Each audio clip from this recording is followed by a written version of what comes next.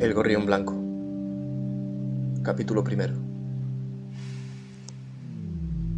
Sagaz esponja de tinta y pensamiento, más vegetal que hombre, Dante parecía ser conciencia y no ser humano. Llevaba tantos años ansiando descifrar realidades olvidadas que se había convertido en esclavo de su propia mente. Era un depósito de pensamientos rotos sin los que no sabía existir, un alma rebosante de inteligencia inservible. El hombre se levantó y fue hacia las escaleras. Al arrullar con la diestra su cabello cobrizo, destapó un rostro herido que, a la vez furtivo tras una barba, revelaba la profundidad de su mundo interior. Al regresar, plantó el vaso sobre el escritorio. Vivía en una casa de 2 plantas a las afueras de la ciudad. Solía encerrarse en el sótano, sedentario en su trono y huérfano de humanidad, rodeado por cerros de literatura. Dante había erigido allí la biblioteca de sus obras predilectas, donde pasaba soles y lunas. Debería cambiar esto. Trabajaba en una novela desde hacía años. Su ambición era escribir una obra maestra que sellara lo más destilado de sus reflexiones y, por este propósito de sacar jugo, quebrantaba la lógica con alegorías precisas en forma y esencia. Sabía que su relato terminaría el día de su muerte, pues solo un apagón tan feroz podría ofrecer un desenlace perfecto a una obra más real que su propia vida. Mejor lo dejo como estaba. Alguien llamó a la puerta cuando el reloj marcaba las 11 de la noche. El escritor juntó sus manos, abrazando a la una con la otra, y las apoyó en su frente. Luego se levantó y echó un ojo por la mirilla. Vio a través de ella un contorno familiar. «Hola». Víctor vestía una trenca negra de algodón. Llevaba encima un cuaderno de dibujo y un viejo memorándum de color rojo. Su cabello oscuro y rizado estaba sujeto en una coleta. Una espesa barba, más larga de lo que Dante recordaba, sobresalía de su mentón y se arqueaba hacia sí misma. Sus ojos, a pesar de denotar tristeza, mostraban bastante solidez. «¿Qué tal estás?» Dante se fijó en el cuaderno y preguntó: «¿Sigues dibujando?» «Últimamente tengo suerte con los encargos», respondió Víctor. «¿Y con tu amiga?» «Se llama Carlota», respondió Víctor. «¿Qué más da?» Víctor resopló y dijo: «Los libros te han tragado el alma. Lo sabes y no te importa lo más mínimo». Dante agachó la cabeza y respondió: «Algún día daré un paseo y pensaré en todo cuanto deba, tenlo por seguro». Víctor buscó en su trenca hasta encontrar una cajetilla de tabaco, de donde sacó un cigarro que encendió con calma. «Tío, querés poder, y hasta sientes comodidad dentro de esa forma de vivir que tienes. Te confieso que ya no sé qué hacer». Dante vio que Víctor daba una calada a su cigarrillo y captó en el temblor de su mano un punto débil. Después dijo: «Seguro que tienes razón en todo». «Pero no te importa que la tenga, ¿verdad?», preguntó Víctor.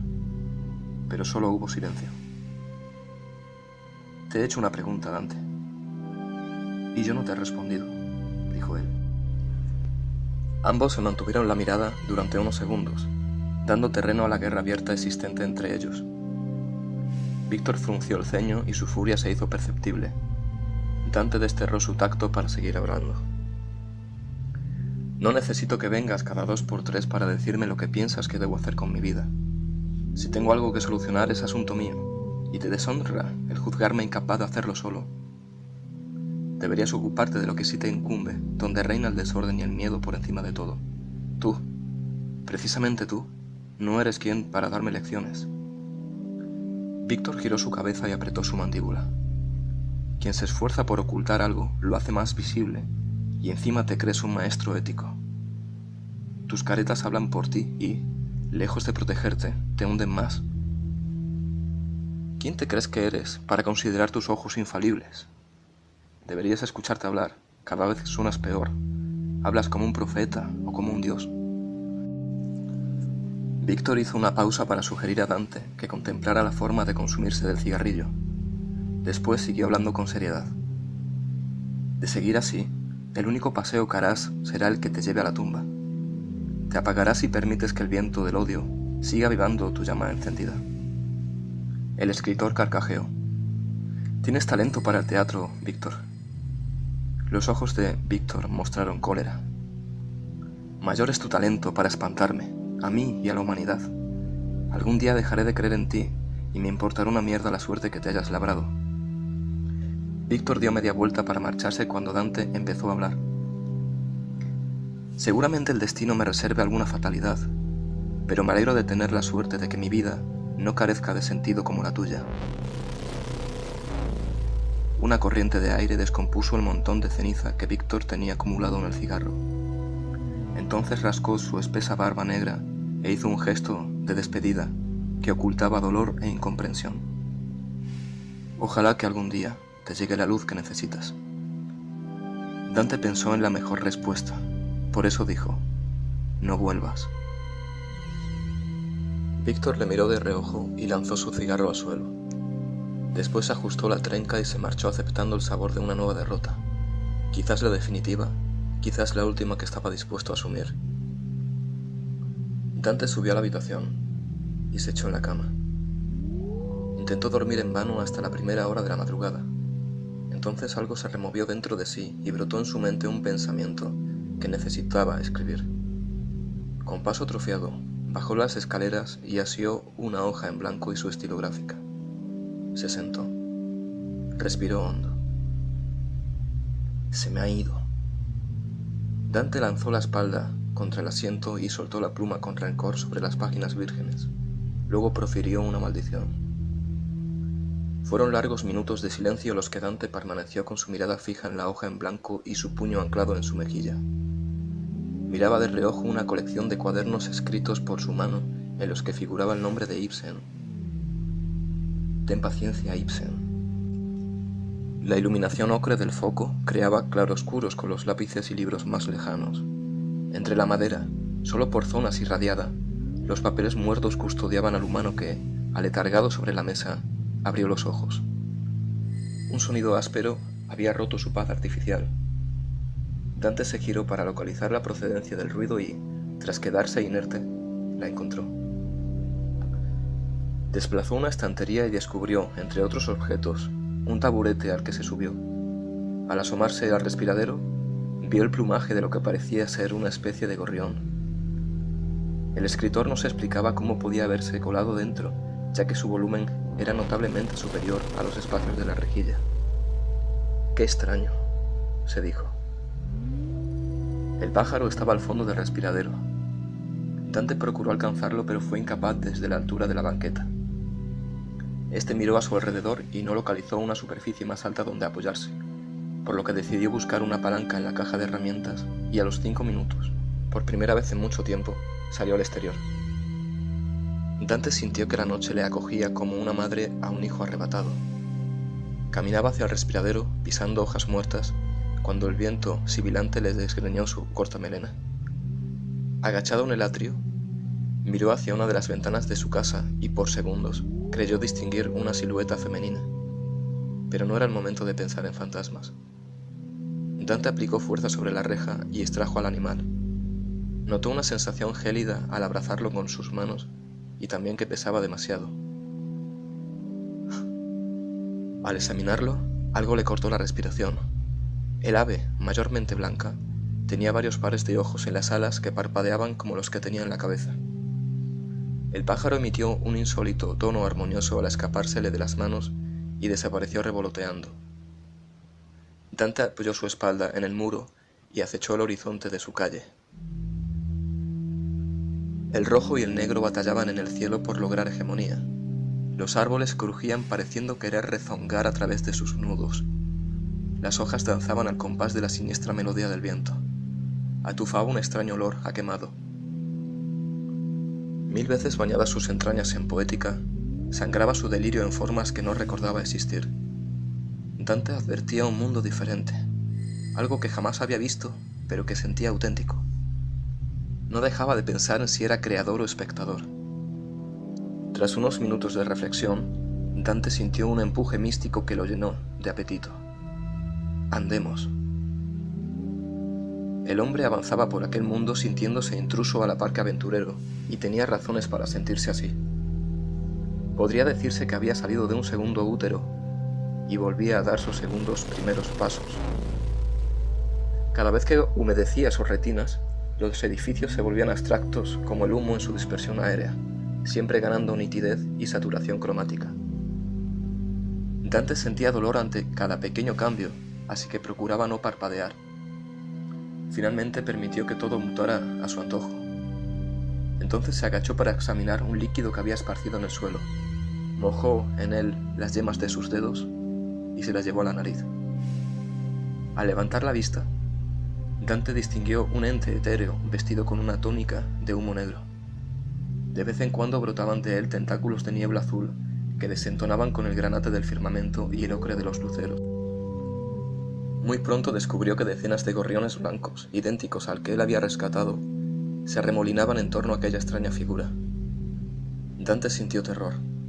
Sin embargo, se aproximó al espectro. ¿Qué es todo esto? La sombra no contestó. Dante respiró entrecortado sin quitarle los ojos de encima. En su interior competía la necesidad de saber con el espanto. Fue justo cuando se calmó y quiso repetir lo mismo que el espectro respondió. En la noche más oscura y solitaria, uno se enfrenta a sus fantasmas. Dante tragó saliva al observar detalladamente la apariencia de aquel ser. De la capucha de su toga emergían dos astas de denso humo blanco. Carente de organismo y rostro, en su lugar navegaba absoluta negrura. Solo en los cantos del manto lucía ornatos trazados con luz naranja. Su palabra era grave y oscura, articulada desde el mismo aire, nada parecida al timbre de un ser humano. Dante respiró profundamente y preguntó: ¿Tienes nombre? No entiendo por qué os empeñáis en poner nombre a todo, respondió el espectro. El humano negaba con la cabeza mientras miraba las alas de los pájaros, que empezaban a acercársele con timidez. Se agachó para observarlos más de cerca. ¿Y estos gorriones? Son pensamientos, dijo la sombra. Tenía entendido que llamaban pensamientos a un tipo de planta. ¿No es más correcto llamar así a un ser provisto de cerebro? Dante asintió. Tiene sentido.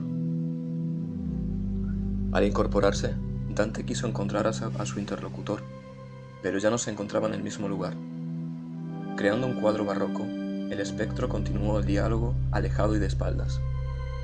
En medio de la calle, era asistido por la mayoría de los pájaros que llegaban progresivamente a los pies de su túnica.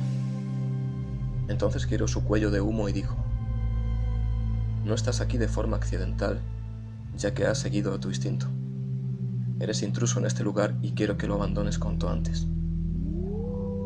Me será grato volver a casa, dijo Dante. No te resultará fácil, advirtió el espectro. El viento desató su mayor violencia, llenando el rojo del cielo de hojas secas. La sombra se volvió hacia Dante y le dijo: Debes encontrarte con alguien como tú. Alguien como yo, repitió el escritor. Y ese alguien iluminará tu salida. ¿Hablas en serio? El ente suspiró pareciendo rugir. De su túnica nacieron brotes de humo azul que danzaron con cierta autonomía. Algunos de los gorriones se espantaron. No sé qué eres siquiera. ¿Por qué debería hacerte caso? Dime. Bastará con decirte que ni soy humano ni tengo interés por hallar respuestas, respondió el espectro. ¿Insinúas que aquí están las respuestas que tanto he buscado? La sombra creó un silencio que impacientó a Dante. Después dijo: Más que eso. ¿Cómo? Dante vivió instantes de consciente ingenuidad. A pesar de que su rostro exteriorizaba recelo, algo le decía que podía fiarse del misterioso consejero. Dime qué debo hacer para encontrar a esa persona. Habrás de desterrar el odio por tus iguales. Dante no tardó en decir: Yo no odio a nadie. Odias a tu especie, dijo el espectro. Está claro que no me conoces, respondió Dante. Incluso ciego, debes ser el más arrogante de tu género. Aquí de poco te valdrá lo que los libros te han enseñado, ni tu inteligencia, ni tus pensamientos más elevados. El escritor no dijo nada, pero le desafió con la mirada. Ya que observo que tu terquedad está bien sujeta, te haré una aclaración. En el caso de que sigas albergando odio, quedarás atrapado en este lugar, por siempre. El rostro de Dante recobró su gravedad. Entonces el espectro fue perdiendo opacidad y abandonó en el aire unas palabras antes de desvanecerse. Conocerás la verdad, y la verdad te hará libre.